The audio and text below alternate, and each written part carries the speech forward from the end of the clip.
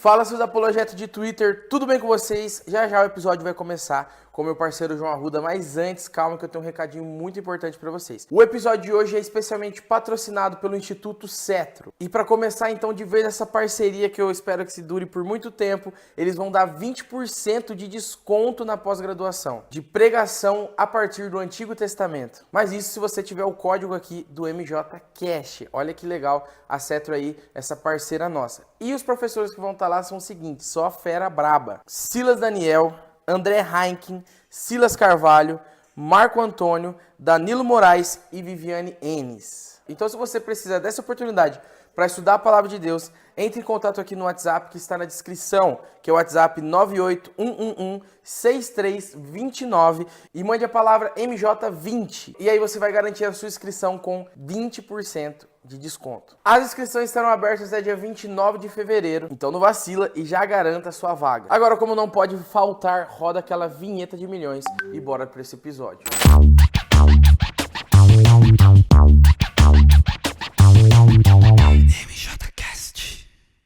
Então, com uma licença poética aqui da MJCast, né, uma salva de palmas para ele, André Heineken. É isso. André, seja muito bem-vindo, é um prazer ter você aqui. E se apresenta assim brevemente para o pessoal, depois a gente entra na sua história, sobre o que você vai falar aqui na Apolo. Na verdade, para quem assistiu, sobre o que você já falou na Apolo. Obrigado, eu sou André Daniel Heineken, gaúcho de Juí, interior do Rio Grande do Sul. Morei 20 anos em Porto Alegre e há 3 anos moro em Florianópolis. Sou batista de casa, de criação e continuo batista até hoje. E com várias passagens por Assembleias de Deus aí pelo Brasil afora. Olha aí. Não sei por que eles gostam de mim. É um batista meio avivado. Talvez isso. Batista que gira, não sai. Não, ainda não chegou nesse Não nível. sai nenhum amém na pregação.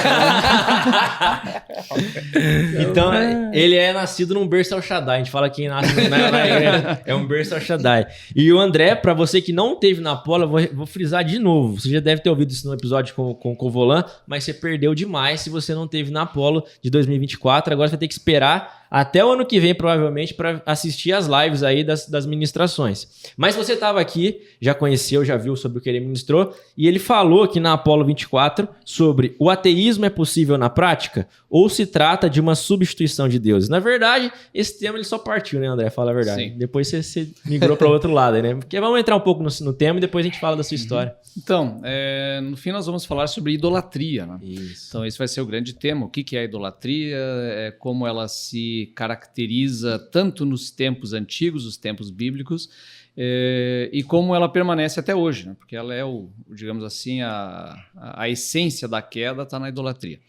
Então, eu diria assim que o ateísmo em si ele é apenas uma das manifestações disso, né? Uma das formas de manifestar algum tipo de idolatria, né? Então, porque todos nós, né, de alguma maneira, fabricamos ídolos nos nossos corações, né? E o ateu, por mais que ele não acredite numa divindade, ele acaba fabricando também um ídolo no seu coração. Substitui, na verdade. Substitui, né? Então é disso que nós vamos tratar, né? Legal. Então, vamos tratar esse perigo que não é apenas do ateu a quem a gente quer de alguma maneira defender a nossa fé, mas ele é um perigo constante a cada um de nós, né?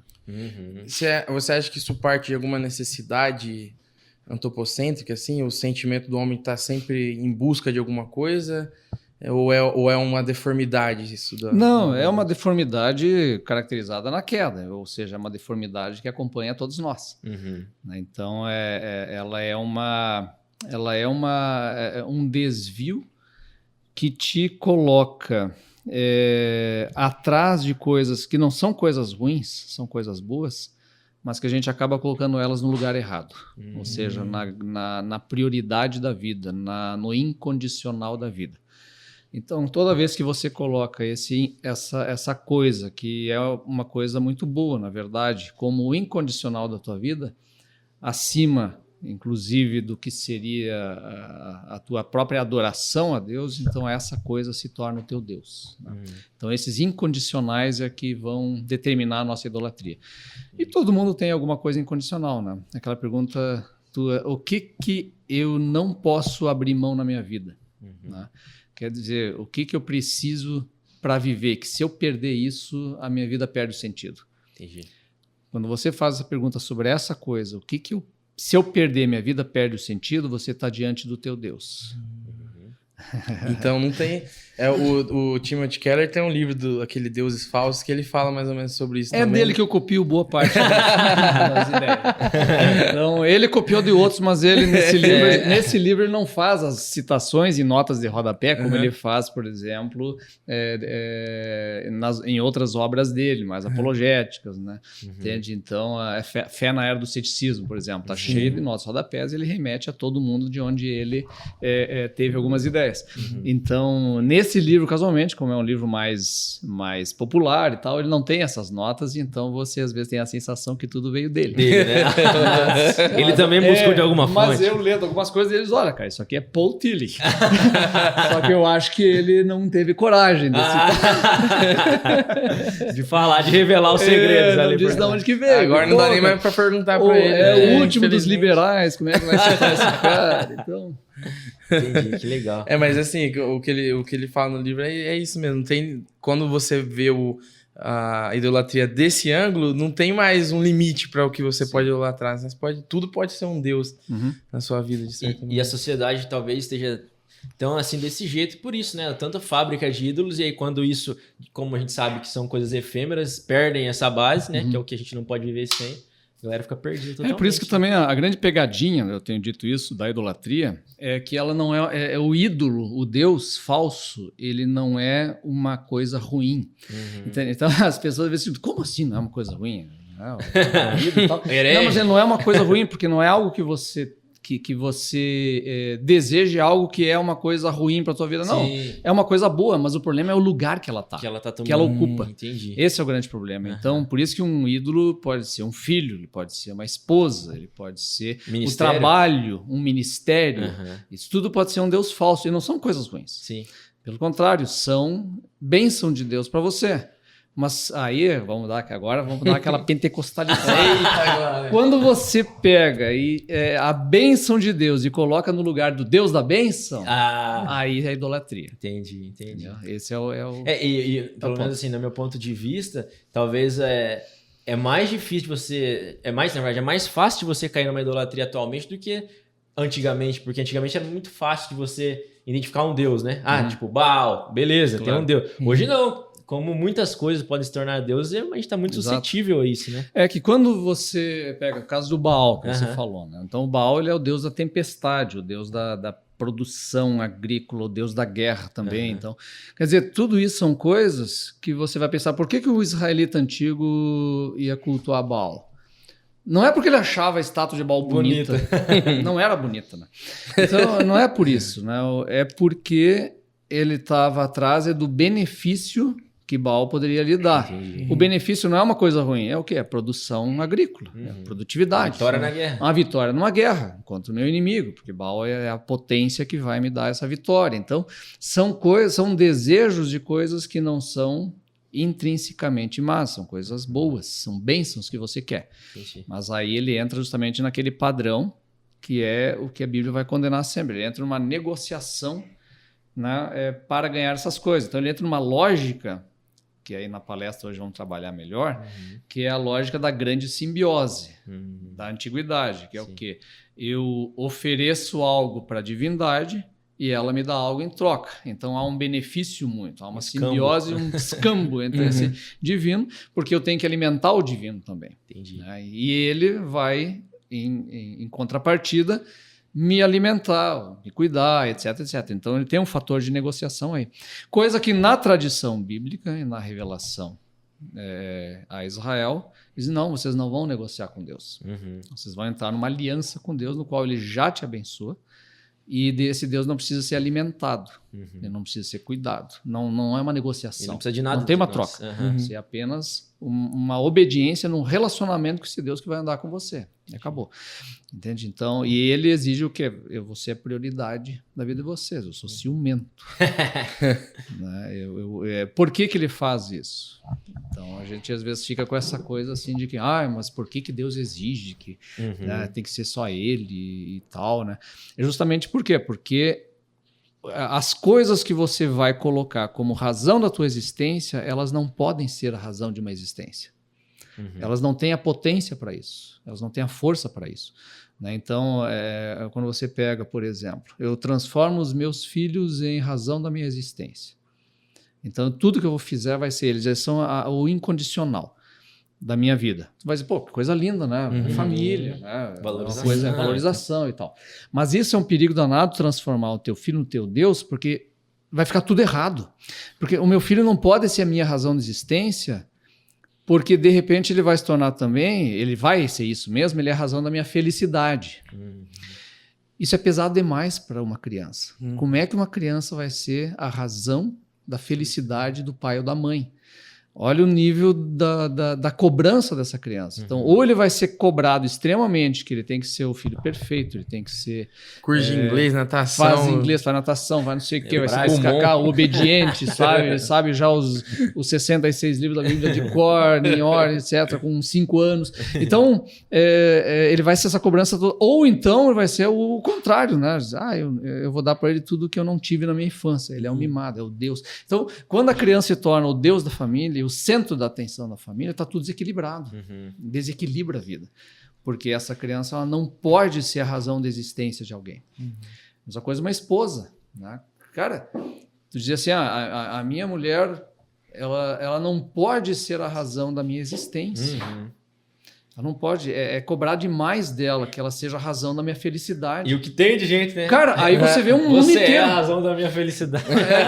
Aí você tem 90% das músicas românticas do mundo é uma relação doentia, codependente de um cara que vai morrer se perder esse amor. Djavan. E o pessoal, coisa mais linda, coisa mais bonita. Ai, que amor fantástico. Não é, cara. Isso é doença. É doença. Aí depois você vê o que a mulher termina com o cara vai lá e mata ela e se mata. Sim. Porque estava né? nesse desequilíbrio. Então, no momento que você tem Deus no lugar certo, que Ele é a razão, Ele é o fundamento de tudo, e qualquer outra coisa é a bênção dele, que, claro, vai doer se perder, vai ser ruim, mas ele não é o fim da existência, a vida ganha equilíbrio. Entendi. Esse é o sentido, né, da vida equilibrada que Deus propõe para nós. É por isso que ele diz, olha, vocês não podem ter outros deuses, primeiro porque eles não existem. E essas coisas todas não são sustentáculo suficiente para uma existência feliz. Entendi. Entende? Esse é o dilema do Eclesiastes, né, cara?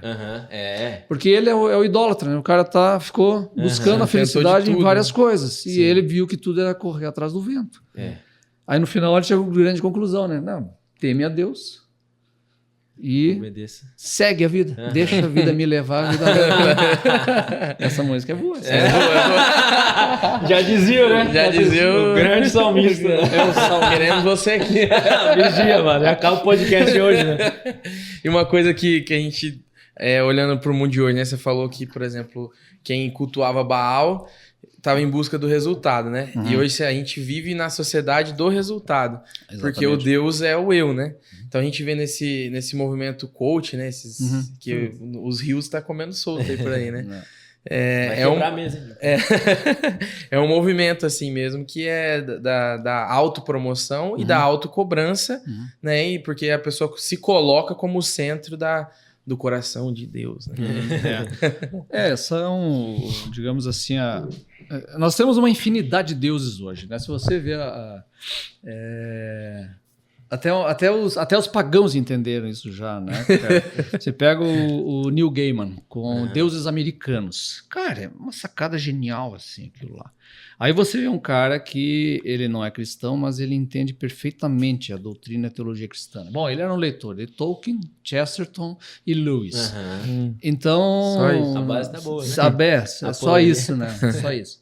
Então, ali ele mostra muito claramente isso, né? Quando você vê os deuses americanos, são os deuses modernos. Então, o Deus é o quê? É o trabalho, é a cultura do self, é um monte de coisa. E ele consegue brincar tão bem nessa ficção que ele faz ali, que quando ele vai numa festa de deuses lá, numa Páscoa lá, que tem a deusa né, que da fertilidade lá, que tem a história original, ou mais antiga de outra tradição, de uma Páscoa, do ovo de Páscoa, a coisa toda, né? Então ele vê lá um monte de deuses na festa e aparece vários Jesus Cristo diferentes. É muito interessante. Então, tem vários Cristos diferentes. E aí você fica pensando, como assim? Tem um Jesus, outro. Aí o anfitrião diz o seguinte: não, é que cada pessoa faz um Jesus Cristo à sua imagem. Rapaz. Cara, aí tu diz, cara, é isso, entendeu? É bem isso. Que sacada, né? E isso é muito sacado porque é quando você faz de Deus um ídolo. E também tá super errado. Porque porque você manipula Deus de acordo com a tua imagem. Então, esse é o sentido do segundo mandamento que nós vamos falar hoje. Não é tanto a questão de você não poder fazer uma representação de Jesus, por exemplo, coisa assim, uma pintura, uma história em quadrinho infantil, uma coisa assim, mas é o sentido de você manipular a imagem de Deus para os teus propósitos, para de alguma maneira você ganhar algo com isso. Esse é o sentido do segundo mandamento. Porque esse era o objetivo da imagem na antiguidade.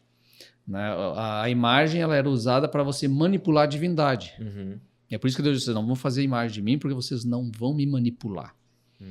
Você não tem nada que vocês possam fazer para eu fazer o que vocês querem que eu faça. Atender a necessidade da pessoa. É eu que sou o senhor da história. Né? Entende? Então e esses são os dilemas que vão aparecer em Jó, por exemplo. Jó é o cara que está na discussão com os amigos lá porque eu fiz tudo certo e deu tudo errado. E os amigos de Jó dizem: não fez, tu está em pecado, tem uma coisa errada. Não, porque não está batendo a relação causa e efeito. Mas é que a relação causa e efeito ele existe no mundo e Deus fala de bênçãos e maldições em caso de obediência ou desobediência, mas ela não é uma forma de você fazer com que Deus te abençoe. Ele não é uma forma de obrigar a Deus a bênção. Entende? Você está sempre submisso. Então, nem nesse caso você pode dizer: olha, eu faço tudo certo e Deus vai ter que me abençoar. Não vai ter que. Não é obrigado a nada. Não é obrigado a nada. Então você não vai manipular a Deus nem com a palavra dele, que é o que Satanás tenta fazer com Jesus. Sim. Então você não vai manipular Deus. Esse é o segundo mandamento. O terceiro mandamento é: você não vai usar o nome de Deus para os teus propósitos. Então você não pode usar o nome de Deus para o teu benefício. O nome de Deus é só para a glória dele. Então, cara, aí quando você vai entendendo a profundidade desses 3 mandamentos iniciais, você vai entendendo o quão idólatras nós somos e quanto a gente usa o nome de Deus para seus fins.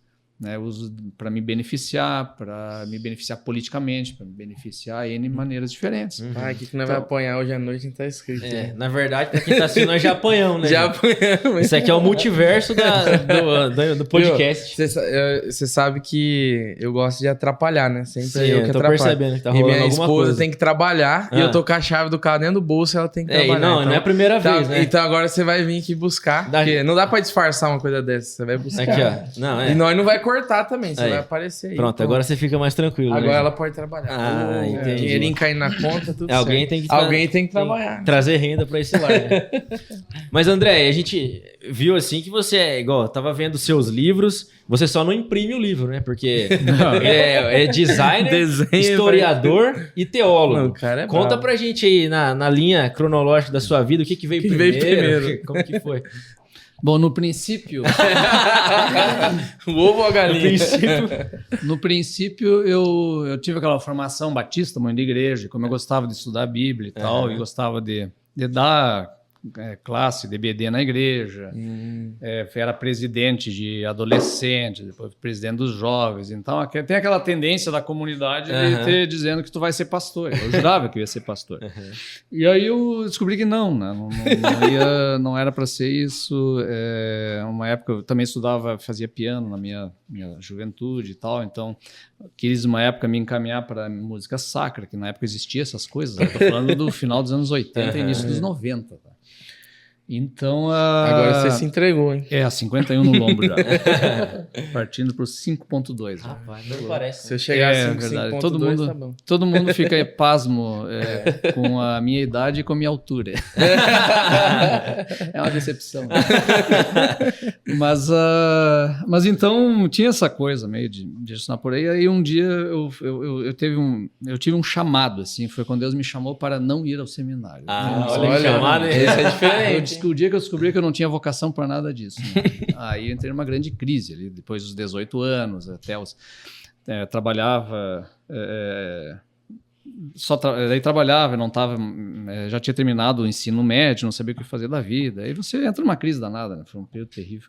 Aí depois eu acabei descobrindo, né, o design, né, que que eu comecei a trabalhar numa agência de propaganda, porque eu sabia desenhar e tal. E foi a primeira Aí formação sua, aí eu descobri o design, né, e fui estudar desenho industrial em Santa Maria. Desenho industrial é o nome certo disso, tá? O design gráfico é desenho industrial, né, porque é o desenho que é industrializado. É um desenho que é tornado em série, né? Entendi. Então, eu trabalhei estudei, né? Fiz a faculdade de desenho industrial em Santa Maria, com habilitação em programação visual. E isso me formei em 98.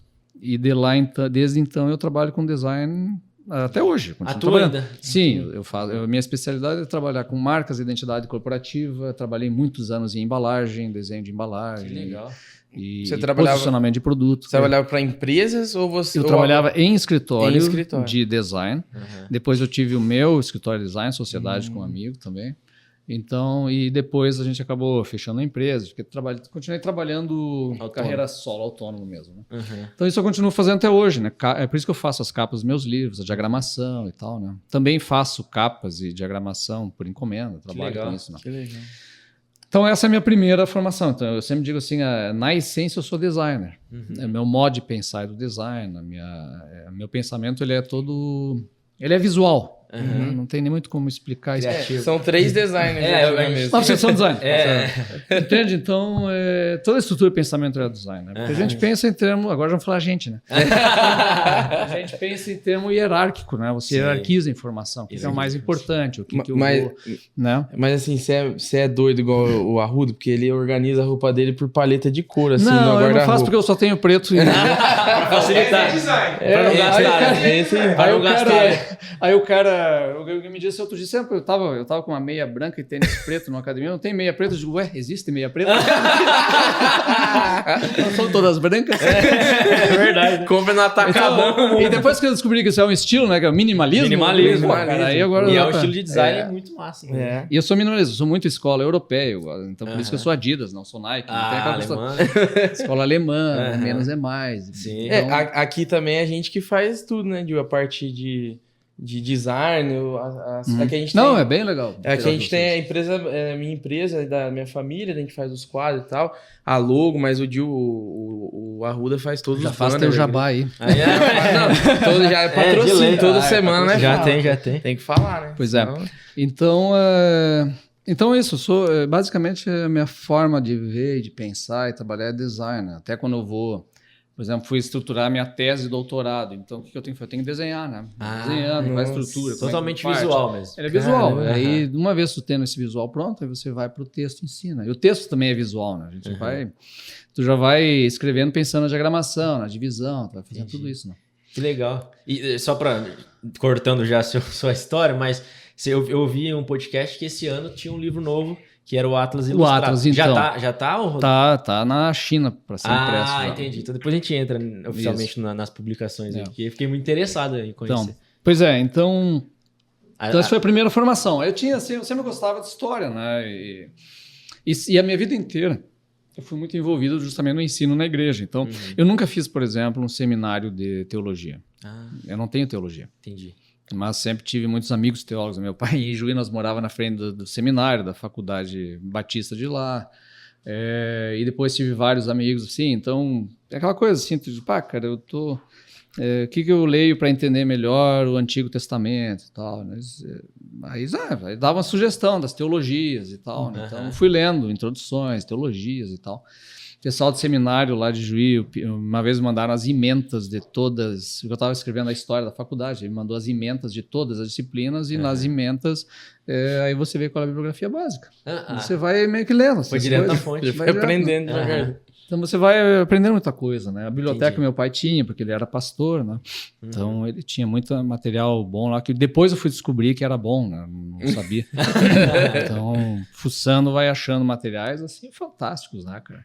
Literatura que ele tinha do tempo de seminário lá no final dos anos 60 e anos 70, ele tinha Bonhoeffer, tinha Tillich, tinha, cara, um monte de coisa assim que fui me aproximando daí, conhecendo melhor, né? E justamente os europeus, né? Ele tinha muita coisa de lá, muita coisa da Alemanha, né? Nossa, ele era... mas o meu pai não lia muito, não. Ele comprava, ele ganhava muita muita coisa. E ele sempre tinha uma postura muito... meio distante em termos da teologia, assim, eu fazia às vezes umas perguntas para ele lá e dizia, eu não sei, né? E aí então, porque tu começa, piazão, né? Tu começa a querer se envolver nas discussões, nos troços, né? E ele sempre dizia, eu não sei. E eu sempre achava que era meio assim, que ele não, ou era preguiçoso, ou ele não sabia, ou não gostava e tal. Depois eu comecei a achar que é mais sabedoria, sabe? Porque eu tô entrando numa vibe agora que eu não sei mais. É melhor você não saber algumas coisas. Eu não sei, cara. Porque, cara, é que tem assuntos assim pra mim. O pessoal se envolve de uma maneira tão entusiasmada com algumas discussões que, olha, cara, isso tem relevância nenhuma. Isso não interessa. O cara tem tanta certeza do que ele tá falando. E daí, sabe? Então tem alguns assuntos pra mim, eu também não quero dizer que isso não tem relevância nenhuma, porque as pessoas ficam ofendidas, mas como assim? Os caras estão discutindo isso há 500 anos. Esse é o problema, né? Justamente isso. Quando a discussão tem alguns séculos, porque ela não tem uma solução boa, né? Mas aí, bom, onde é que nós estávamos? Aí veio a história... Pois então a história, o que acontece? Eu sempre tinha aquele sonho, assim, de um dia fazer história. Eu gostava muito de história. E eu lembro que eu assistia uns programas na TV gaúcha lá, que tinha um historiador falando lá, com um monte de velhinho, assim. E eles sempre tinham umas coisas muito legais. Eu pensava assim, pô, cara, eu quero estudar com esse cara, né? Ele era professor da URGS, né? Aí eu tinha vontade de fazer um dia faculdade de história. Acho que eu quero fazer história. Mas mais pra, sabe... curtir, assim. Só que era o tipo de coisa assim, eu vou fazer o dia que me aposentar. Só que a vontade foi dando, e aí eu conversando com a minha esposa, nós era casado na época, porque era presencial, não é um EAD, né? Aí eu trabalhava de dia, eu disse, olha, eu tô a fim de fazer história e tal, tu me dá o aval de... Alvará, o alvará de soltura, o alvará de soltura, né? Aí para ficar fora todas as noites, praticamente, durante 5 anos... Rapaz. Daí ela, não, tudo bem, vai fazer. Aí eu fui e fazer fiz. o quê? Então eu fiz a minha faculdade de 2008 a 2013. Isso aí eu já estava na faixa dos 40, né? Olha aí. Nossa. Então, porque eu comecei tarde, né? A minha primeira faculdade eu entrei com 22. E saí de lá com 26. Entendi. Daí a segunda faculdade eu entrei com 37, 38, terminei com 40 e poucos. Entendi. E aí depois, logo na sequência, não foi bem na sequência, foi em 2013, aí a gente passou por um perrengue lá com meu pai, faleceu, a gente ficou cuidando dele um tempo. Aí depois disso, acabou que alguns amigos meus começaram a falar, pô, cara, tem a Este ali, não quer fazer um mestrado lá, tem tudo a ver contigo e tal. E aí eu fui fazer um mestrado em teologia, né? Aí entrou... Mas com foco em história das teologias e religiões. Ah, legal. Que ele é um foco sempre histórico, né? Meu foco não é a preocupação sistemática da teologia. Meu foco, por isso que eu sou um teólogo bíblico, né? Eu gosto da história da teologia e do desenvolvimento. Então é tentar entender como pensavam em dado momento, por que pensavam e assim. Legal. Então esse é um foco bem histórico. Por isso que eu sou bem de boas, assim, com tudo que é coisa. Assim. Eu estou preocupado em entender, não em fazer apologia. Por isso que eu venho aqui na Apolo. Não sei se eu vou ensinar alguma coisa e como defender. E aí a gente, às vezes, como historiador, fica meio tirando sarro das coisas. Assim, né? Cara, tem tanta convicção disso, ninguém tinha essa convicção. Na época. Naquela época e séculos depois não tinham. Para isso que para ti é tão óbvio hoje, o cristianismo levou séculos e séculos para chegar nessa conclusão. E é uma questão, e tem muita coisa que é cíclica, né? Parece que a gente tá vivendo a primeira vez, mas Pra quem estudou, viu que é tudo... Já nada de novo debaixo do céu, Meu né? Deus do céu, já aconteceu tudo. Então, não é a mesma coisa, Sim. ela é ressignificada, mas as angústias são as mesmas. as Sentimentos, coisas no caso, né? vão se repetindo, né? E até porque as respostas não são absolutas, né, cara? Entende? Então, mesmo as nossas doutrinas, né? A gente confunde, às vezes, doutrina com revelação. A revelação bíblica, ela te dá vamos dizer, uma essência, um panorama, assim. Mas o que você extrai dela vem de muita reflexão, com a qual eu concordo. Sim. Mas ela é provisória, ela não é a revelação. Né? Mesmo assim, a doutrina da Trindade, cara, eu sou muito trinitariano. Fecho com todos os concílios, até Calcedônia, assim, fecho mesmo, sabe? Mas ela é uma explicação racional da nossa fé, de algo que não é assim tão facilmente explicável. Então ela tem também uma provisoriedade, né? Eu tenho que tomar muito cuidado nessas horas. Alguns solos Ela meio tem uma escorregadinho. provisoriedade de algo que a gente um dia vai entender plenamente. Isso, talvez a explicação, né? Em si ela é provisória, né? Entende? Então, tem esse aspecto que às vezes falta um pouco de humildade epistemológica para quem está debatendo essas coisas. Né? Porque nunca trabalha com o todo, né? Uma visão de um pedaço que foi o que foi revelado pra gente. Exatamente. Né? E ainda assim sujeito a formas de interpretar e debater isso. Né? Então essa é uma das grandes riquezas que a gente tem, que é a amplitude do debate também. Né? Mas aí tem que saber como debater isso. É um dos temas que eu vou falar hoje. Né? Que legal. Então já vai. Caramba. Pra galera que tava aqui na Apollo, vai deixar aqui nos comentários do episódio do André o que ele aprendeu. Porque ele falou que não é apologeta, mas a galera aqui saiu equipada. A gente vai apanhar ainda hoje, né? Queria falar um pouquinho sobre o seu processo de escrita, né? Como que... Sempre que vem alguém que escreve livro aqui, eu gosto de saber. Tipo, primeiro, como foi escrever o seu primeiro livro, né? E como que você faz para escrever no caso do livro, né? Você falou que tem uma estrutura visual do doutorado, do TCC, mas do livro é diferente? Como que você faz? Não, é basicamente a mesma coisa. Se escrever um doutorado, um TCC, uma coisa assim, ele é o mesmo processo de um livro qualquer. Porque você entrega um livro. Né? O que ele tem que ter? Ele tem que ter uma estrutura narrativa. Não quer dizer que é uma narrativa, uma ficção, mas ele tem que ter um início, meio e fim. Isso é estabelecer uma ficção. Então, o que acontece? Como é que agora eu vou ter que contar a história de novo, né? O meu primeiro livro, na verdade, foi o meu Atlas, que foi publicado em 2005. O primeiro edição do Atlas. Foi o primeiro Atlas. Na época eu não sabia que eu podia escrever. Eu era designer só e ainda não tinha feito história, não tinha feito várias outras coisas. E aí eu tinha uma combinação. Eu morava na época era solteiro ainda. Quer dizer, em 2005, quando foi feito o Atlas, eu já estava casado. Mas antes disso, eu comecei a trabalhar nesse projeto do Atlas, que eu fiz o quê? Eu fiz ilustrações de mapas bíblicos, né, de todo o período e tal. Eu tinha combinação com um camarada que eu morava, que era pastor, que eu digo, quem sabe eu entro com as ilustrações e a estrutura, a ideia do projeto, e você escreve os textos, que são textos mais de apoio, que o foco era só na ilustração. Ele, tá, beleza, vamos fazer. Ele nunca fez nada, não escreveu uma linha. Sobrou pra você. Aí eu trabalhando nos mapas de madrugada, fazendo. Quando ele tava quase terminando, o cara nada, né? Eu disse, cara, vou ter que escrever, né? Aí peguei e escrevi do jeito que deu, assim, recheei, porque ele era basicamente ilustração e um pouquinho de texto só de referência. Texto de apoio ali, praticamente. Foi o primeiro Atlas aí. Então eu ficava escrevendo. Só que eu pensei, cara, não adianta, né, cara? Eu vou sempre estar indo atrás de um cara que faz o texto e esses caras vão ratear comigo. Todo mundo vai ratear comigo. Isso eu entendi na época. É por isso que até hoje, assim, tem gente que me diz, cara, vamos fazer a parceria de um livro? Tá, vamos. Me manda o texto. Primeiro. Eu sei que eu faço. Eu não sei se tu faz.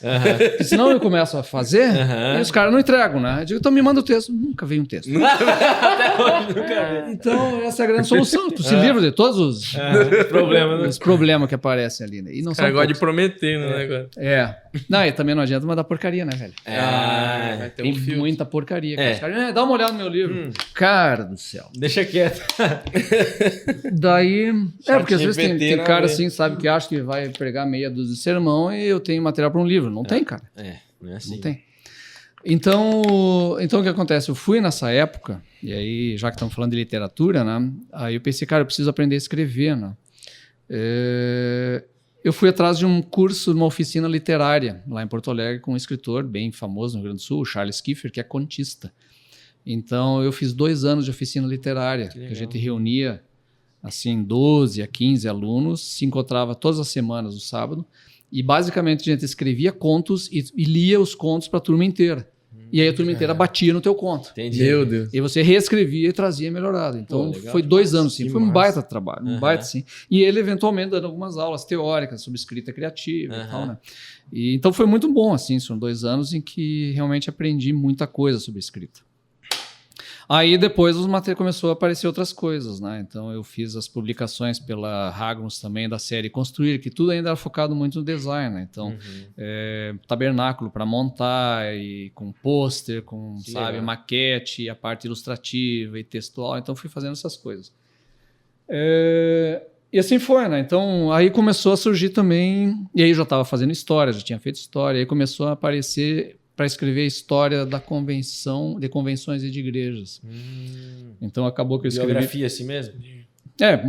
O primeiro caso foi da Convenção Batista Pioneira, de onde eu venho, né, do Sul, que são dos alemães. E então me pediram encomendar junto com meu pai, porque meu pai ele foi meio que uma das grandes testemunhas da história da Pioneira, de muito tempo, e ele começou uma pesquisa da história anos atrás, né? Mas aí ele estava já idoso, não tinha mais condição de fazer nada. Então eu encabecei esse trabalho com a ajuda dele e fiz então esse livro que é o dos 100 anos da Pioneira. Então foi um livro que a gente fez a pesquisa histórica do material, as fontes. Meu pai traduziu tudo do alemão, foi vendo atas, vendo informações e tal, né? E aí saiu esse livro. Depois vieram outros, escrevi da minha igreja em Juí, da primeira igreja batista de Juí, escrevi da Batista Emanuel de Panambi, da Faculdade Batista Pioneira. Então foram saindo outros livros que eu fui escrevendo a partir dessas pesquisas, né? Que legal. E também, mas o que foi de fato, na soma eu tenho 15 ou 16 livros escritos, na soma até hoje, né? Mas o que de fato fez bombar, e daí o pessoal acha que é meu primeiro livro, foi Os Outros da Bíblia. Né? Os Outros da Bíblia. Mas ele já é o 13º livro. Rapaz. Normalmente é assim, né? Cantor, né? O cara estoura uma música. O teu primeiro livro. Bom, primeiro livro, cara. Você quer saber qual que foi? E antes desse primeiro ainda teve publicação de contos, né? Então eu não era livro de contos, mas foi conto premiado, que foi publicado num livro no Nordeste, esse tipo de coisa assim, sabe?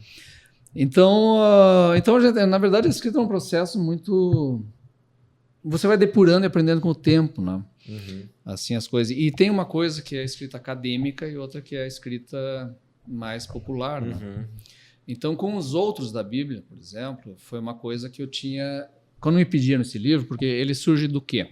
Ele surge de uma demanda que os ouvintes do Bibotalk queriam bibliografia sobre a série Os Outros que eu fiz. A série Os Outros, ela surgiu de um convite que o Bibo me fez para gravar com ele a partir de um curso que eu dava no seminário em Porto Alegre. Um curso que eu montei que era Os Outros da Bíblia. Por quê?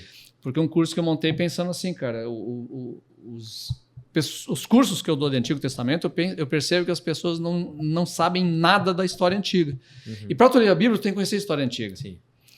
Então eu disse, cara, então eu vou focar, ao invés de fazer um curso baseado na história bíblica em si, eu vou focar nos povos e religiões que interagem com Israel, para entender esses caras. E aí, quando lerem a Bíblia, eles vão entender melhor o que está acontecendo lá. Por isso que é Os Outros da Bíblia. Né? Na época eu estava passando Lost. Na época do curso, né? Referência, e aí tinha os outros que eram do outro lado da ilha. Ninguém sabia o que era. Aí cara, e foi uma sacada deu muito certo. Né? Hoje se perdeu a referência, mas ficou. Tem uma veia publicitária aí também, não é só designer, né? Então, tem isso aí, né? Então o curso deu muito certo, aí virou podcast, e aí o pessoal pedia bibliografia. E eu pensei, cara, a bibliografia tem 200 livros da história que eu li lá e que eu estou usando para explicar isso. Mas realmente em português não tem uma coisa que junte isso tudo. Que legal, cara. Para comparar, é uma espécie de material de religiões comparadas, na verdade. Eu estou comparando a religião bíblica de Israel antigo com as religiões dos outros povos com que eles interagiram, o que aconteceu nesse encontro. Nossa. Então eu pensei, cara, mas eu quero Aí o Bíblia começou a pilhar, cara, escreve isso aí, vamos fazer um livro digital aí, a gente publica pela BT Books aí, pessoal. Aí eu, tá, vamos fazer, né? Uma experiência nova, porque eu já tinha publicado pela Ragnos várias coisas e tal. E eu disse, quem sabe assim, a gente até consegue ganhar um pouco mais do que... Porque, cara, royalties de livro é troco, né? Complicado, né? Quando vem o royalties, tu leva a esposa pra jantar fora, né? Já era. Vou abusar agora, né? Meteu o pé agora. Meteu o pé na jaca. Daí eu... Tá, mas vamos fazer assim, então... Mas eu quero fazer um livro que eu possa entregar para meus colegas da história. Entendi. Eu pensei, cara, eu não quero assim passar vergonha com o livro. Então, que eu possa entregar. Então, tem que ser o quê? Ele tem que ter nota de rodapé, tem que ter referência, tem que ser não sei o quê. Então, eu fiz ele todo notado academicamente falando. Que legal. Nota, referência acadêmica. Mas a linguagem não é acadêmica. É acessível. É a linguagem para todo mundo. Então, o que acontece? Quase híbrido, né? Dá pra a gente acessar e quem... Porque eu queria assim, ele não vai ser um livro para pós-graduação, mas vai ser um livro para graduação. E deu muito certo, porque depois eu fiquei conversando com o pessoal da história lá de Santa Maria, o pessoal que nem crente é, né? Eles estão usando o meu capítulo dos cananeus na aula de história antiga deles, porque não existe bibliografia sobre os cananeus em português. Que legal, cara. Não tem. Então, fui aonde? Fui no espanhol, fui no inglês, fui uma coisa, e principalmente arqueologia, né? Porque historiadores não trabalham os cananeus. Então, e aí funcionou muito bem, assim, a linguagem mais acessível. Sempre tem um quê meio de piedade, porque eu nunca... Não deixo de ser crente, né? Tem que ser. Tem um deslumbramento com o sagrado, com o divino ali, né? Que eu não escondo, né? Ideologicamente isento não existe. Não, né? não. Aí o pessoal diz, o autor não esconde, o autor é cristão. Eu digo, velho, sim! Eu tô dizendo isso na introdução, cara. É óbvio. Então... Agora, você acha que está tudo errado porque o cara é cristão? Aí é argumento ad hominem, né? Quer dizer, tá errado porque ele é cristão. Não dá, né? Então deu super certo, assim. Daí E depois vieram os... Só que aí, o que acontece? Quando eu terminei o livro, eu mandei pro Bill, vamos ver como é que vamos produzir e tal. Aí ele... deixa eu só mandar ver uma opinião de alguns caras. Aí ele mandou pro Roger Valke, lá da FLT, luterana, né? E aí ele olhou o material e disse, cara, isso aqui não tem português, né? Tem que mandar para a editora. Aí que ele entrou em contato com a Thomas Nelson, mais outra editora, que eu não vou dizer porque, que ela perdeu a concorrência, né?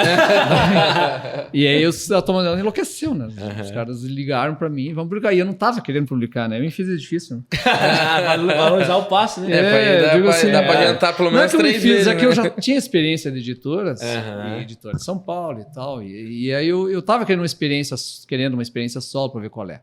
Mas aí me ligou o Sam lá na época, e aí ele ficou uns 10 minutos falando lá, ele fala sem parar, né? Eu terminei. Vendeu o peixe?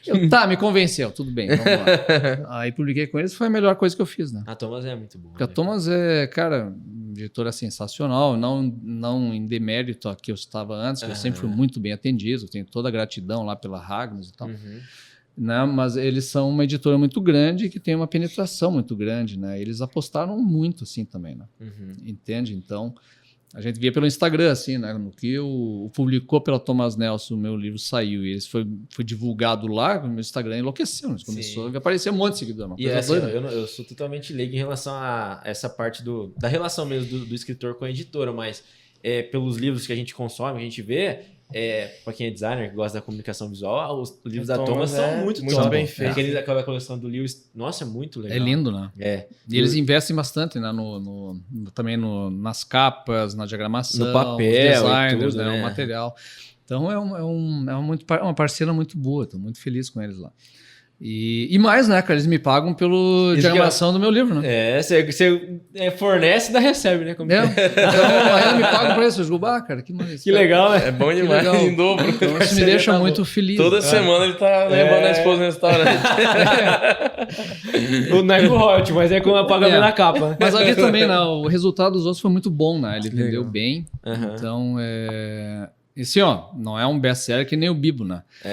Mas vendeu muito bem porque é um livro muito segmentado, é específico, né? E depois vieram outros, né? Os outros da Bíblia. Aí como ele deu certo, eles pediram mais livros. Queriam mais. O ideal é tu lançar um por ano. Eu digo, mas isso me quebra. Daí Aí eu pensei, tá, eles, vamos fazer uma sequência dos outros. Mas eu, como assim uma sequência dos outros? Sabe? Vou inventar outros. povos, Os outros os diferentes. outros dois, né? Aí eu vou retomar esses povos, porque não tem tantos povos assim, sabe? Depois os outros que tem lá, sei lá, Moabitas, Amonitas, sei o quê. As pessoas nem...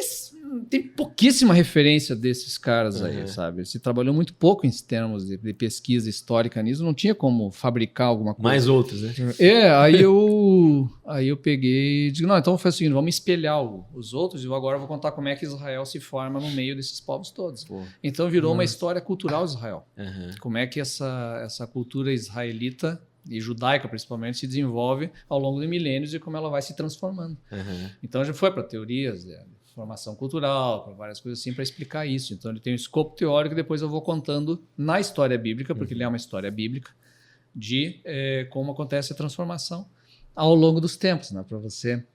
Para o leitor entender, o leitor da Bíblia entender, por exemplo, né? Quando a gente fala assim, se a Bíblia é literal ou não em relação aos acontecimentos lá do passado, nós temos que entender que, para começar, a história narrada dos patriarcas, por exemplo, já é uma tradução.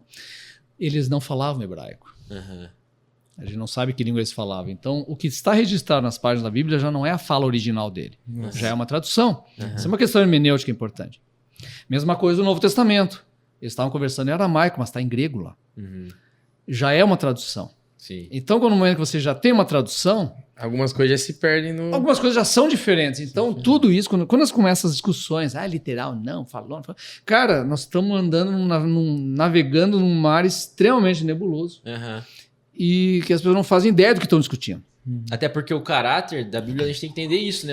Como que quem escreveu queria falar aquilo, contar a história. O Ocidente e o Oriente é muito diferente em relação a isso. Exatamente. Então, aí eu conto essa história, em aquele saiu esse livro que eu fiquei muito satisfeito, né? Então, vocês estavam falando de processo, né? Como é que acontece?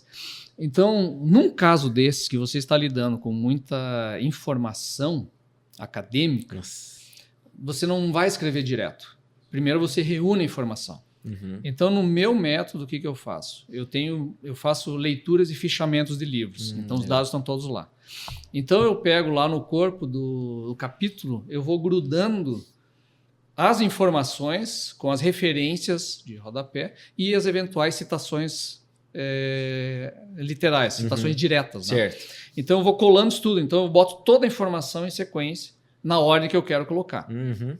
É um texto desconexo, ele é apenas dados. Dados. Aí eu recomeço, faço a escrita de transformar isso num texto palatável, transformar Entendi. a informação numa narrativa. Uhum. Eu transformo na narrativa. Então esse é o processo, faço capítulo a capítulo assim, juntando dados. Legal. Depois eu retomo lá do início e faço de novo uma leitura e Ver se reescrita. tá fazendo de tudo e sentido. tal. Aham. E aí vou de novo. Aham. Então eu faço umas 4, 5 leituras de revisões de melhoramento do texto. Depois eu imprimo esse texto. Uhum. E aí eu faço uma nova revisão lendo e Marca. rabiscando em cima. Meu Deus. Que legal. Terminou isso, eu faço as correções no texto. E aí eu faço de novo uma leitura e tal, e tal, e tal. Uhum. Então, Rapaz. no final do meu processo, eu li e reescrevi em torno de 10 vezes Aham. esse material. Aí ele está pronto para ir para a editora. E agora eles querem um por ano. Aí o que acontece? A editora ela vai ter um processo interno, no caso da Thomas Nelson é assim, de 3 revisões textuais, gramaticais. Né? Então, a primeira no texto do Word, que eles revisam, daí passa para mim, eu concordo, não concordo, pá, devolve lá, fechou, manda um texto final. Aí o diagrama, como sou eu o diagramador, facilita o processo, porque senão Daí tem mais mais um. outra burocracia. iria pro diagramador, diagrama, e daí manda para mim, eu aprovo ou não, aí vai pro Vai. revisor. Ah, Aí tem a segunda revisão no PDF da diagramação. entendi. A diagramação é a... Já é o layout da página. É o layout da Pronto. página. O que vai ser no Isso. formato final, na fonte final, tudo certo. Já é a arte final. Design não é. Não se faz mais hoje em dia o chamado layout de antigamente. Né? Eu sou do tempo que tinha o layout. Você fazia o layout prévio e depois a arte final. Por isso tinha antigamente o arte finalista. Vocês não pegaram isso. Ah, ele pegou porque ele é comunicação visual, Comunicação né? visual tem arte finalista. Pois é. Entende? Então você tinha o criador, o diretor de arte, o cara criava, ele fazia o rascunho, passava para o layout mesmo, eu fazia o layout a guache, à mão, desenhava, não existia computador na época, né? O tempo que eu trabalhei em agência, antes de ir para o design. E aí, depois disso, aprovava o cliente e voltava para o arte finalista fazer a finalização à mão também, À mão né? também. Porque Era com fotolito. Fotolito, sabe, tipo. Nossa. era fantástico. Aí... Mas Então, então o que acontece? Né? No caso, agora vai a diagramação lá pro revisor, e aí também altera, e depois tem mais uma revisão final em cima do texto já alterado e pronto para a gráfica. Entendi. Então são 3 processos de revisão gramatical. E é impressionante que até na última você recebe, tem 500 alterações. Nossa. Na última. Na última tem 500 Entendi. pontos. Então quando o pessoal diz, encontrei um erro no livro, meu amigo. cara, todos vão ter algum erro no livro, porque você teve já um processo de... Eu revisei 10 vezes, 3 revisores diferentes revisaram, 3 que não é a mesma pessoa, 3 revisores diferentes revisaram e ainda assim vai escapar coisa. Nossa. E esse processo, vamos colocar então, desde o começo da Gênese ali, vou escrever um texto, até ele estar impresso na mão, quanto tempo leva? Levou, por exemplo, os outros da Bíblia? Tá, é que os outros foi um caso especial, foi um recorde, assim. Os outros eu escrevi em 4 meses, 3 para 4 meses. Que eu estava terminando o mestrado, ia nascer o meu filho e tinha acabado o projeto pro doutorado, então eu tive folga de 3, 4 meses para escrever. Eu digo, eu tenho que fazer nesse período. E depois vai azedar tudo. Né? A única folga que teve. Aí, meti ali, escrevi e foi muito rápido, porque como eu já tinha dado curso sobre o assunto, então eu tinha o material pronto, coletado. Então era só juntar e escrever. Juntar. O material de pesquisa já estava feito. Era só Ctrl+C, Ctrl+V. Então a pesquisa em si eu tinha pronta. Então ele facilitou nesse sentido. Ele é um livro mais fácil, né? Os outros, como ele é religiões comparadas, assim, ele não tem uma preocupação narrativa. Vai pegando e comparando. Entendi. Até o fim. Por isso que tem alguns críticos que fizeram assim, mas o livro ele não tem um eixo central. Não tem um eixo central. Ele não tem um troço. Agora, aqueles não. Esse tem uma narrativa. Porque ele começa nos patriarcas e termina lá na destruição de Jerusalém em 135. Entendi. Para encaixar isso ele tudo é conta mais uma difícil. história. Tem uma linha Tem do uma tempo linha aí do também. tempo fazer, né? Então, esse, na verdade, eu acho que é o melhor livro meu. E quanto tempo? Então vamos falar desse. O Aqueles da Bíblia. Aqueles da Bíblia. Esse foi um ano. Esse ele foi parido na força do ódio. Não tinha outra opção, teve que... Cara, foi esse forte. livro, cara, foi no force. Velho, cesariano no final. Cara, assim, ó. Eu sei que a minha esposa, o primeiro filho, ela teve, foram os dois, né? Ela teve o parto normal e a cesariana, porque ele não saiu no normal. E aí veio a cesariana. Passou dor e depois... teve os dois, E né? a recuperação longa. Aqueles foi isso, né, cara? Então ele é exaustivo, sempre foi muito difícil. Quando eu comecei a escrever, tinha coisas que eu não tinha solução pro final, narrativa. Entendi. Não sabia como terminar. Porque a gente tem um problema narrativo também em relação ao Antigo e Novo Testamento, né? Como é que em Cristo essas coisas se resolvem, né? É a chave. Né? E quem me resolveu esse problema foi o N.T. Wright, né? Porque aí ele consegue casar, né? Qual é a razão, qual é a relação de Israel com Jesus? E ali, quando eu conheci, eu dei graça, assim, onde você andou esses anos todos? Que me resolve esse problema, porque, cara, antes tudo assim, parece que Israel só precisava porque tinha que parir Jesus, entendeu? Entendi. É o único objetivo. Israel existe porque está grávido de Jesus. Entendi. Veio Jesus, acabou no resto. Já era. E não, cara, ali com o N.T. Wright você compreende, de fato, assim, que Jesus ele é justamente o ápice dessa história, dessa narrativa toda. E aí vem a grande decepção do final do livro, que é o que o seu povo rejeita, que é o que João fala. Porque João começa com isso. Sim. Né? Ele veio para o que era os seus e os seus não receberam. Então há uma tônica de decepção que eu trabalho também ali no Aqueles, e porque ele termina com um grande... termina um grande nó, um grande nó, que é o quê? Da experiência de Israel na antiguidade, emergem 2 religiões. Sim. Que é o judaísmo e é o cristianismo. E também tem um pequeno erro que muitas vezes se fala assim, o judaísmo, ele não é erro, sabe? É questão de interpretação. O judaísmo, ele nasceu dentro do judaísmo. Sim, isso é uma verdade. Mas é que aquilo que a gente entende por judaísmo não é hoje, e que seriam os judaísmos hoje, não é o judaísmo do primeiro século.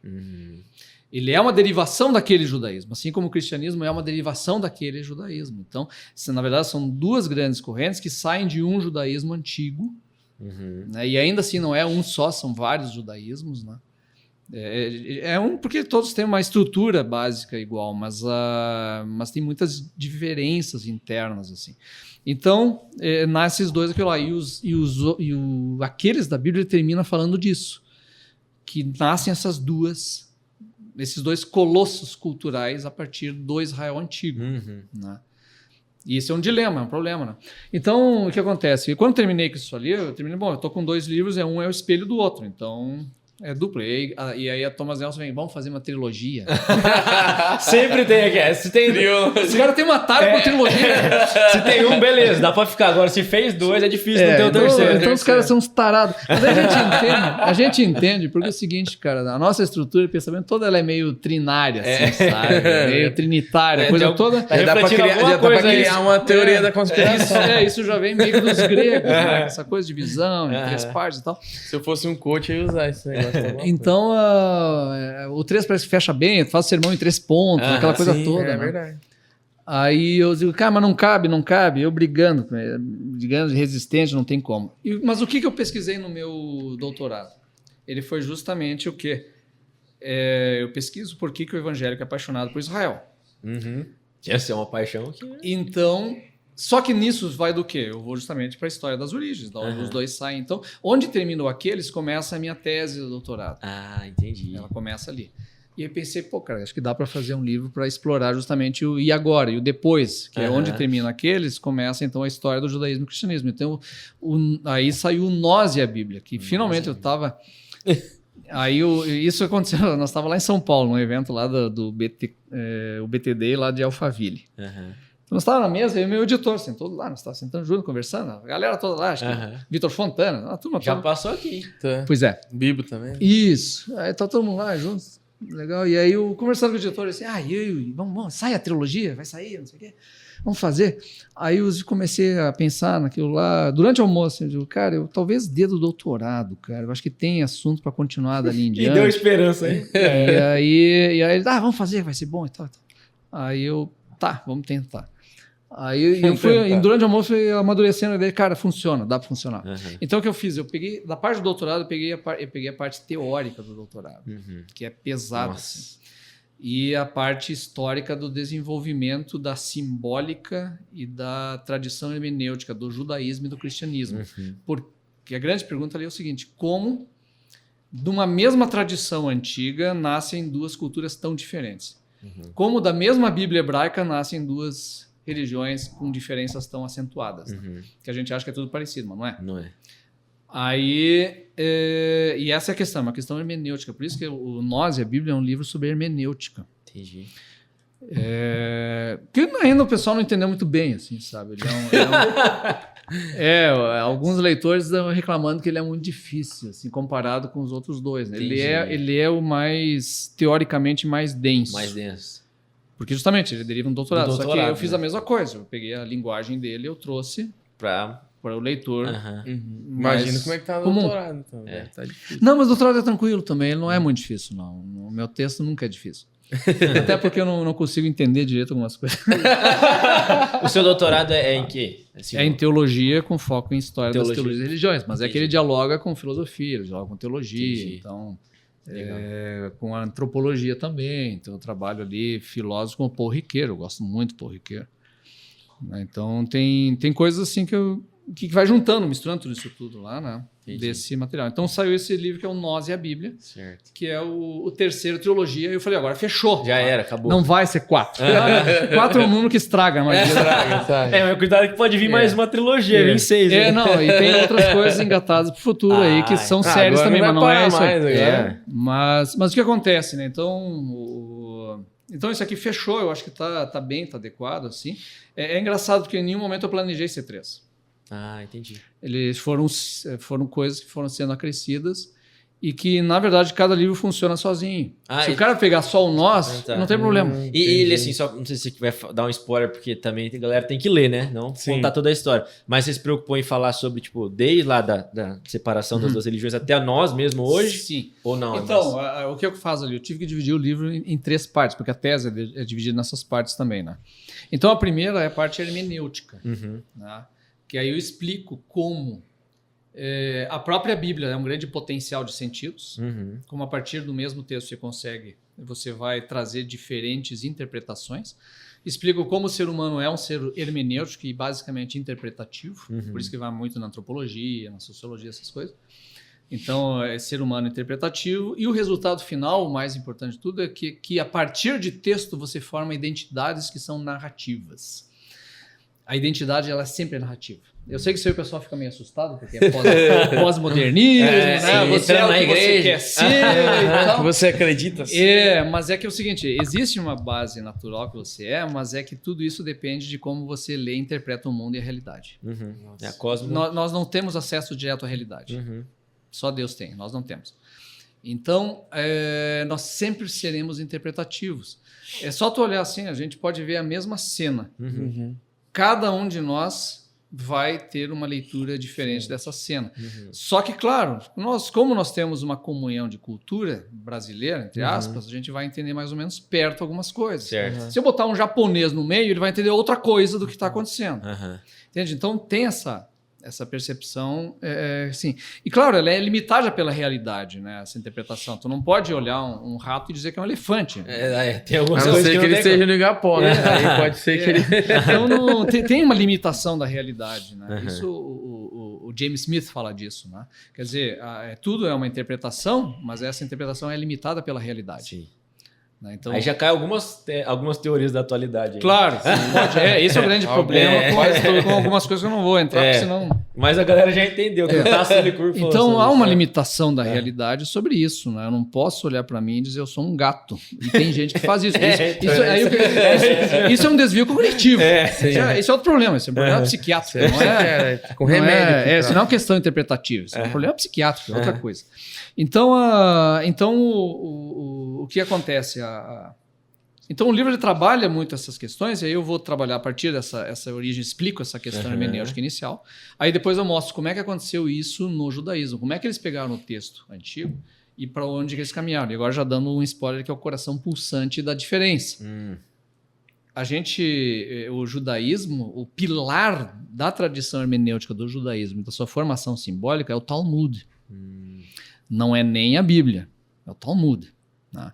Que é o quê? É um conjunto de comentários e análises de texto e de debates em torno da Mishnah, que foi fixada no século V, século III, fixada no século III, que a Mishnah é o quê? Ela é a tradição oral da interpretação da Torá, que foi fixada ali no século III, né? Lá na Galileia, se não me engano. Aí o que acontece? Esse texto, a Mishnah, ela vai sendo lido, analisado e é construído comentários ao redor dele desde o século V, Talmud babilônico, e vai até o século XVIII. Nossa. Então, até os próprios judeus dizem, o Talmud nunca foi terminado. Ele não foi considerado assim fechado. Então, esse Talmud, que é esse comentário da Mishnah, que é o comentário da Torá. Então, o coração pulsante do judaísmo está do judaísmo ortodoxo, etc. Porque você tem outras coisas ali. Está em cima do Talmud, que é baseado na Torá. Então, a Torá é esse grande centro. Ele é o cânon dentro do cânon. Então, o judeu, a criança, por exemplo, a Bíblia está na leitura da criança. Está na formação inicial. Depois, o estudioso judeu ele vai para o Talmud, não vai estudar a Bíblia. Entendi. O Talmud, que é o debate em cima da coisa. Cara. E porque a gente imagina o judeu lendo a Bíblia de manhã para meditação. Não, a Bíblia, a Torá e textos Fazendo salmos, devocional, eles estão na leitura da sinagoga. Torá 360. Da liturgia. Mais ou menos como você vai no catolicismo, você vai em qualquer missa, vai ter a leitura da Bíblia na missa. Né? Então as leituras todas são bíblicas. Né? As tradições ortodoxas também. Mas o dia a dia ele convive com outra. Mas ele convive com o Talmud. Né? Esse é o pilar, né, da tradição judaica conservadora, vamos dizer assim. Caramba. E aí o que acontece? O cristianismo faz o quê? Qual é o pilar da tradição cristã? Jesus Cristo. Então, é uma pessoa, né? Então, o que acontece? Você tem essa tradição hermenêutica que nasce da Torá e vai para o Talmud, que acontece paralelamente ao longo da Idade Média. Sim. E você tem a outra tradição, que é Jesus Cristo, que vai ver o quê? Vai formar o Novo Testamento, que vai ser fixado, de fato, assim, discutido, etc., durante 4 séculos. Lá em 380 e poucos que você tem essas listas mais comuns, e ainda assim com pequenas variações em alguns lugares. Né? Então, Novo Testamento, Jesus Cristo, que nos ensina a ler o Antigo Testamento como o quê? O cumprimento do Antigo Testamento. Enquanto a tradição judaica rejeita que Cristo seja o Messias. Entendi. Por isso que você pega o judaísmo, ele não tem uma tradição como nós temos de uma cristologia. Não tem uma messiologia no judaísmo. Eles nunca fizeram uma elaboração da maneira como fizemos da cristologia. Porque para eles não é algo Porque não é vital, fundamental. importante. Por isso que quando alguém fala assim, mas os judeus estão esperando o Messias ainda. Né? Depende, tem muito judeu que não espera Messias nenhum. Nada. Depende, alguns esperam. Cara, Para alguns é. Para outros, nem uma pessoa. Entendi. Grande parte do judaísmo, o Messias não é uma pessoa. O Messias é um estado de paz do final dos tempos. Entendi. nossa. Entende? Então, a gente vê o judaísmo de uma maneira muito superficial, de uma ótica cristã. Né? É até E meio não, romântica, é outra né? coisa. O buraco é mais romântica. embaixo. Eles são iguais a nós, só falta aceitar o Messias. Não, cara, é muito diferente. Só falta terno e Muito. gravata. Então, às vezes eu até dou uma cutucada, aí é claro, é provocativo, né? Uhum. Mas se você olhar da perspectiva do entendimento de Jesus Cristo, quem é Jesus Cristo, pega e bota as 3 religiões monoteístas, né? Judaísmo, cristianismo e islamismo. Quem é Jesus Cristo para essas 3 religiões? Para o cristianismo, Deus, né? Encarnado. Para o islamismo, o maior profeta apenas abaixo de Maomé, mas o maior dos profetas. Para o judaísmo, é um herege. Um herege. É alguém que estava pirado lá Perverteu e criou esse negócio todo aí. Então, por exemplo, o Talmud não é nada gentil com Jesus Cristo e com o cristianismo. Entendi. Já o Alcorão, sim. E, por incrível que pareça, Maria é tida em alta conta no Islã. Então, claro, é provocativo. É óbvio que é provocativo. Tem um monte de ouvinte aí da biblioteca que agora tá chorando. Claro que é óbvio que isso é uma provocação. Né? Mas, pô, Mas se você pegasse interessantíssimo. qual é o fundamento da nossa questão, é Jesus Cristo. Quem é que está mais próximo de concordar com isso? É o Islã ou o judeu? É o Islã. Agora, claro, o Islã também tem aquela coisa, em cima da cúpula lá em Jerusalém está escrito assim, como é que é? Só Allah é Deus, ele não tem filho. Tem uma Claro que ele uma vai discutir com o provocadinha. que não, Jesus não pode ser filho de Deus. Porque Deus não tem filho, Deus é um. Né? Entende? Então, Cara, que massa. E o islamismo também tem tanto é que tem o xiita e os sunitas, né, que tem a suna, né, e tal, que também já são sagrados para eles também. Né? tem várias. São tradições assim que a gente não tem a dimensão porque a gente lida sempre com distante, espantalhos, né? né? Então a gente tá vendo Se a gente tá vendo o espantalho do judaísmo que a gente admira, imagina do Islã. Então o livro trabalha nisso, ele vai mostrando como é que vão acontecendo as diversas vertentes do judaísmo. Eu conto a história, então, por exemplo, da formação da questão do Talmud, da tradição judaica, etc. Eu conto da história do judaísmo em si, né, as diversas vertentes, e depois eu conto a história como é que surge o bendito Estado de Israel. Então eu boto uma história do sionismo bem rapidinho e o Estado de Israel, como é que o Estado de Israel se funda enquanto mitologia nacional, tá? Então, assim, a mitologia no sentido assim, quais são as histórias que justificam a existência de um país? Isso é mitologia nacional. Nós temos a nossa. Sim. Pedro I, a independência, depois, sabe? São tudo mitologias nacionais. Sim. Qual a mitologia nacional judaica? Bíblia, está na Bíblia. É o reino de Davi, etc, etc. a fonte. Então, a Bíblia é a fonte para o Estado Nacional atual. Entendi. Isso não sei o que diz. Você pega os filósofos, historiadores e tal, é ali que se funda. É onde está a justificativa para isso. Então, eu mostro ali como a Bíblia vai gerando essas diferentes tradições do judaísmo. Depois eu vou para o cristianismo. Agora eu mostro como a mesma Bíblia produz Novo Testamento e produz as diferentes tradições cristãs. Também é Porque aí a gente olha, por exemplo, uma tradição siríaca lá do cristianismo ortodoxo da Síria. E é muito estranho para nós, é diferente, porque o cara eles têm lá o altar lá na frente, que é separado e fechado uma cortina, e o padre começa, não é nem padre, é abuna. Abuna. Se chama, então ele está lá na frente e ele faz a liturgia dentro desse lugar da cortina fechada, de costas para o povo, a cortina fechada, você não vê, só escuta. Eita.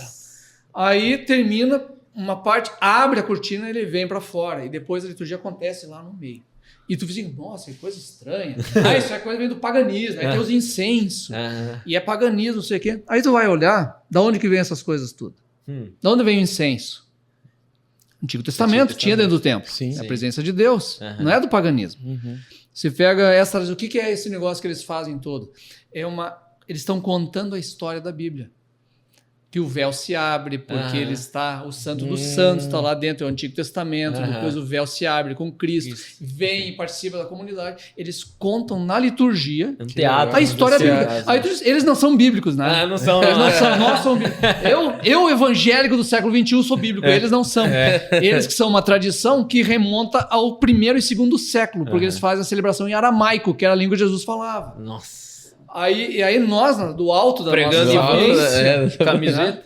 nossa sapiência, não, eles são pagãos, nós somos os certos. É que Levítico tem uma mesma interpretação para todos. Então essas coisas, você vai vendo assim, então vou mostrar no livro justamente Que isso, legal, né? cara. Como da mesma Bíblia derivam N maneiras diferentes de interpretar e de vivenciar essa experiência de fé. Legal. Então, e aí lá no final, então, aí eu faço, e agora o que acontece quando a igreja olha Israel e olha o judaísmo? Entendi. Então eu termino com essa parte que é mais ou menos na metade do meu doutorado. Entendi. Porque dali em diante, aí eu vou trabalhar o quê? Por que a igreja tá todo esse movimento, às vezes, de judaização, ou do sionismo cristão, que é o apoio cristão ao Estado de Israel, né, e ao nacionalismo judaico, N outras coisas, restauracionismo, que é o pessoal que está imitando o judaísmo. Isso no Então, doutorado.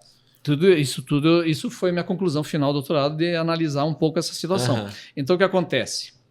Essa parte final que eu vou analisar, essa questão dos cruzamentos de cristianismo e judaísmo, principalmente no mundo evangélico, isso vai virar outro livro adiante, que não é da série. Isso que eu falo. Fala muito alto, você vai vir o quarto livro aí. Mas vai vir porque aí só que é outra série, entende? Aí não é nem série, daí vai ser um livro especificamente por essa relação, que é a paixão por Israel. Porque que o evangélico...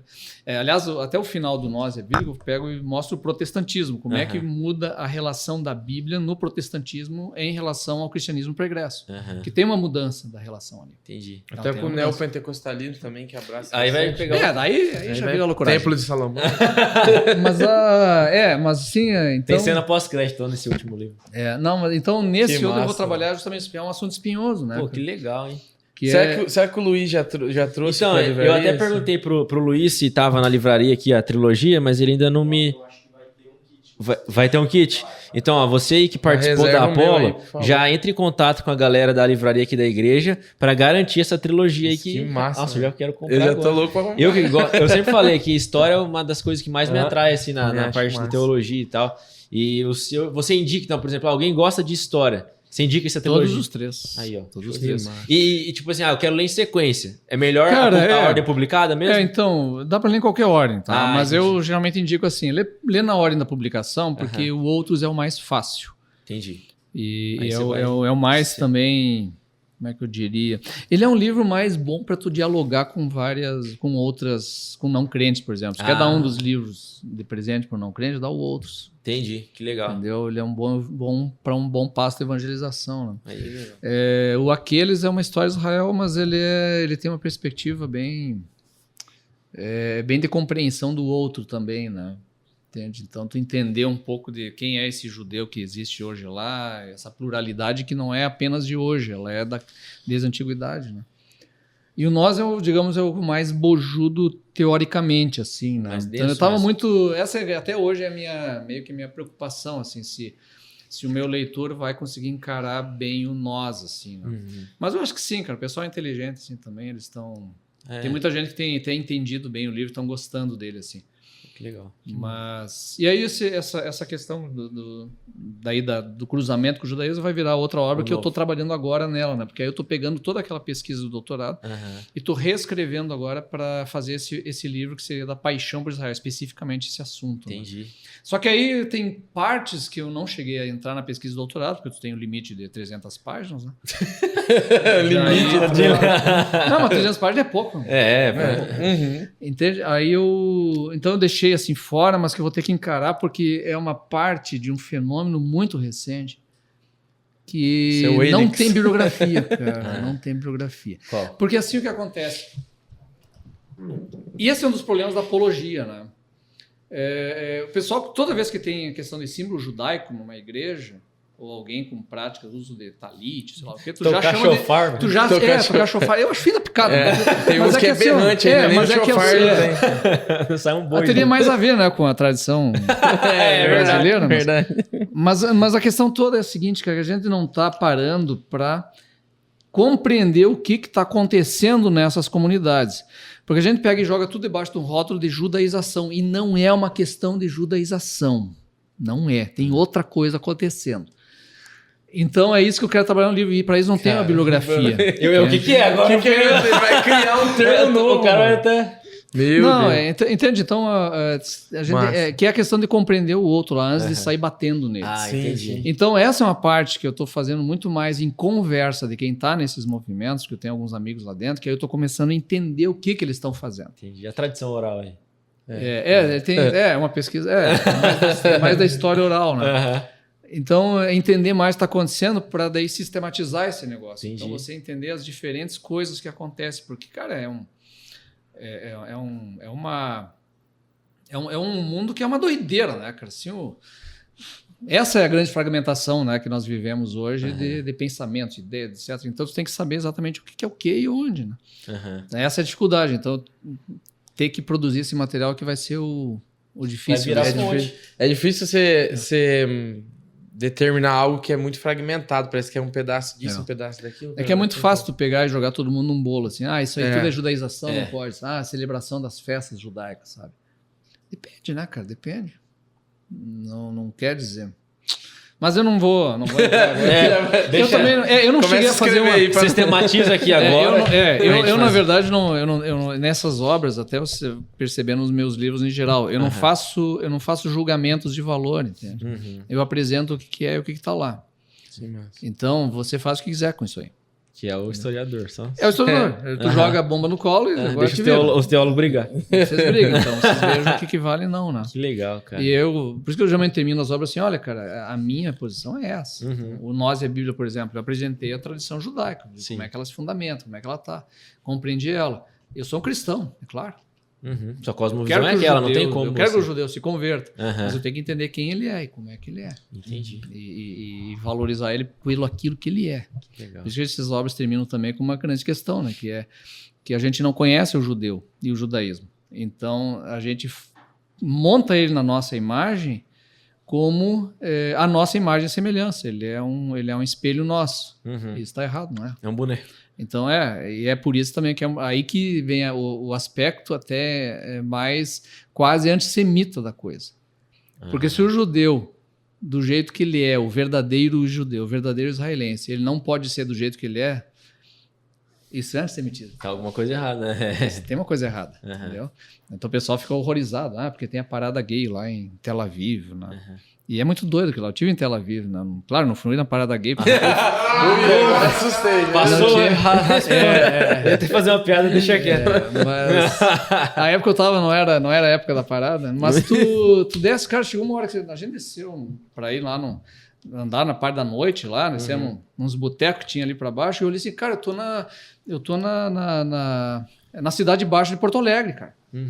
Cara, é isso, sabe? As bandeiras coloridas, enroladas nas árvores, luzinha, aquela galera passando de mão dada. Eu digo, cara, é isso, sabe? A galera pensa em Israel, acho que é lá. Vai estar o Mar da Galileia. Eu entrei e saí de Israel, nenhuma vez eu escutei uma música que a gente costuma achar que é música hebraica, sabe? Religiosa, aquela, não sei o quê. Eu escutei. Nem como Zaqueu. Eu escutei metal. Bidis. O Bidis. Eu escutei. Teve reggae em hebraico, menos aquele negócio. O povo acha que toca Cassiane lá, né? Música coreana, cara. K-pop, né? Tava no hotel, tinha o Shabá acontecendo. Os caras, festão, tocando música coreana na frente, com show de luz, técnico, entendeu? Israel. É muito doido. Israel, em Tiberias, do lado do Mar da Galileia. Nossa. O Mar de Porque a galera K-pop acabou até festão, cara, festão. E aí você vai vendo que é um mundo cultural totalmente diferente do que a gente imagina, né? Porque é uma questão cultural, não é uma questão religiosa para esses caras. Na verdade, a gente ainda acha que eles andam com os filactérios até hoje. Tem com esses roupa, caras. Né? Mas não, mas acho que todo mundo anda assim, na verdade. É uma parte, né? É uma parte.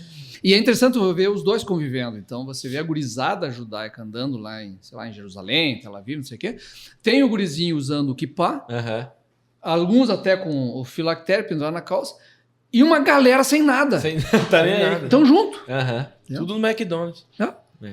Que daí não tem, e aí é interessante, porque aí, por exemplo, o McDonald's não vai queijo em cima. Tem diferença. Que não pode misturar o leite com... Nem bacon. Até né? dizem Nem que bacon. o McFish tinha surgido por causa disso, não sei se é verdade. Não sei. E vai voltar. Aí você tá querendo demais, historiador. Não sei. Não, Sei lá, é lanche com peixe? Você quer mais judeu que isso? É pão com peixe? É a Galileia pura. Mas é isso, então, na verdade, me fascina massa. muito entender essas diferenças. A gente tá fascinado, E como nós. historiador, você ir percebendo, né, o porquê que acontece e observando. Né? Vai ter que ter um livro com dedicatória depois. Vai ter. Então, esse é o próximo que tá engatilhado, que eu não sei quando é que eu consigo fazer, porque eu tô com os outros trabalhos na frente. Eu citei antes, né? O Atlas, como que tá? Você falou que tá na China, tá pronto? Tá na China. Só esperando chegar. É que ele vai ser impresso lá, né? Porque é muito caro, né? Ele entendi. é todo colorido e tal, né? Que legal. Capa dura, bonitão, assim.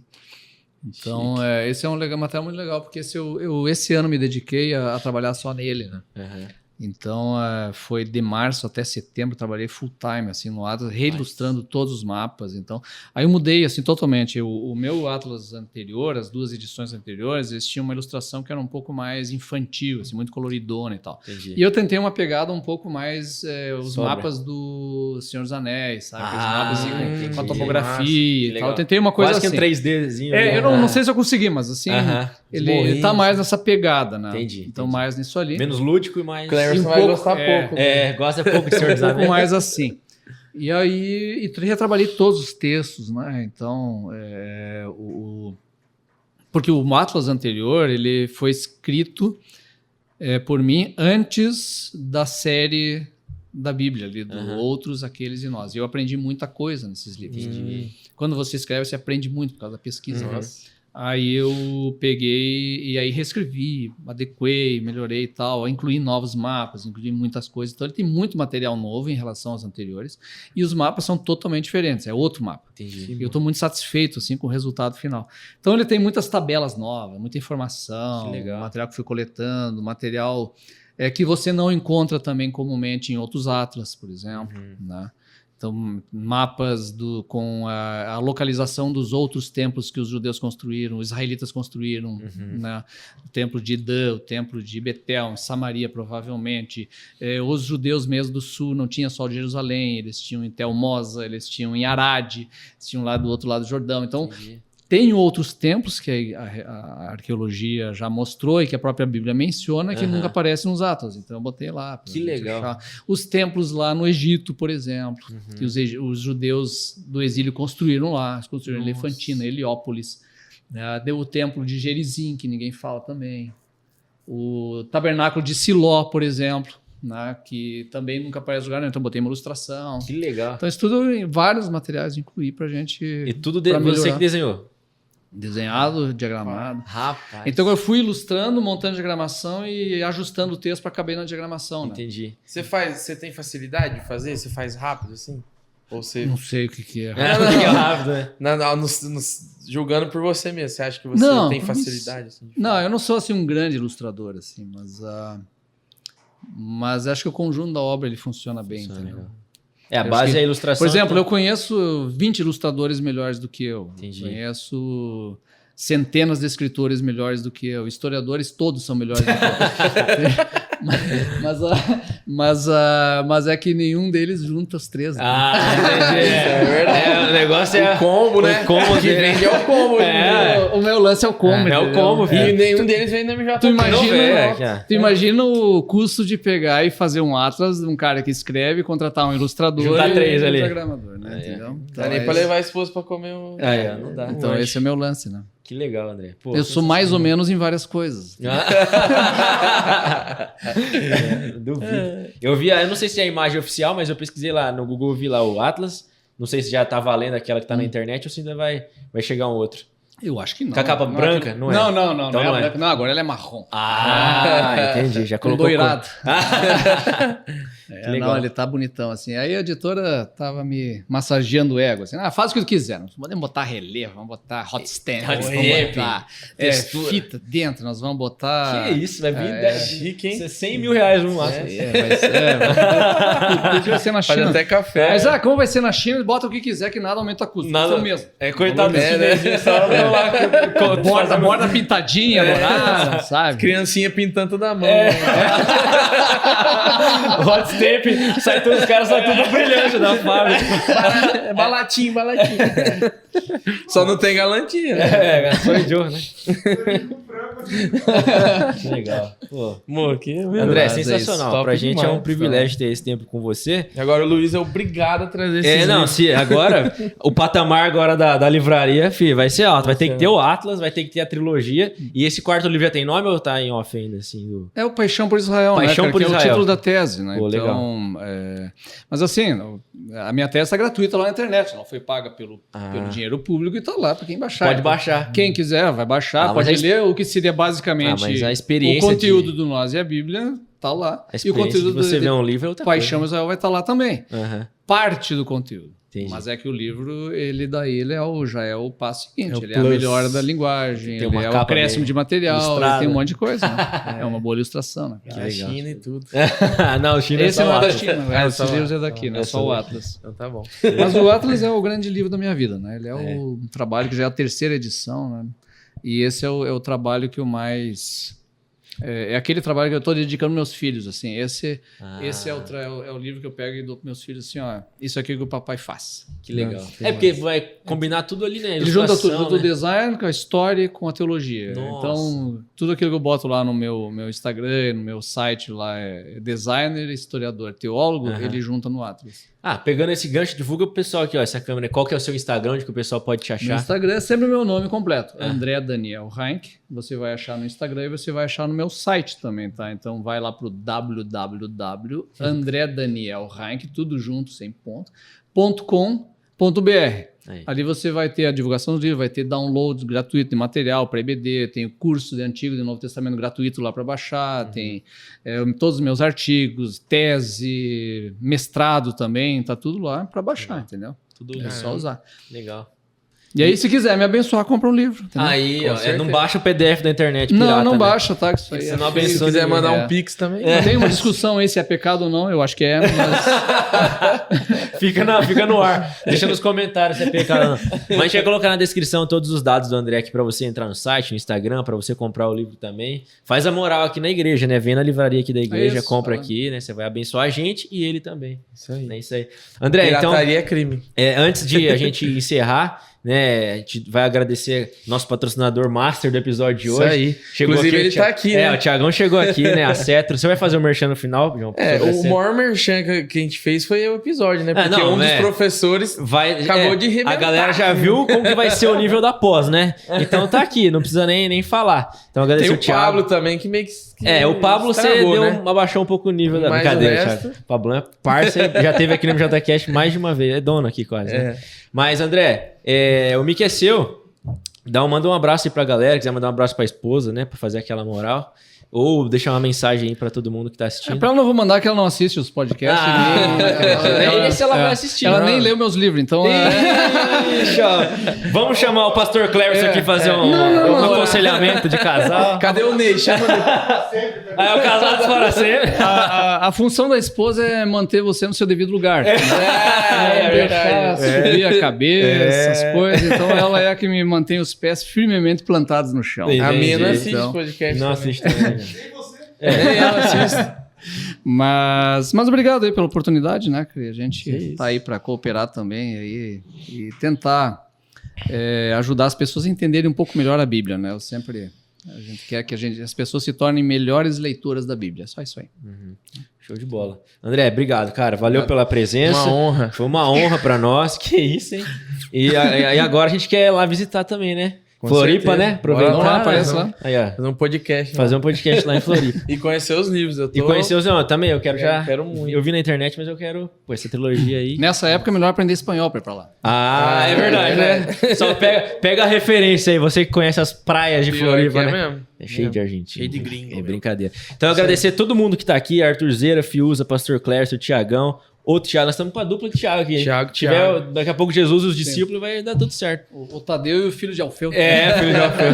E daqui a pouco chega o irmão de Jesus, que veio depois aí, né? Daí não tava acreditando muito.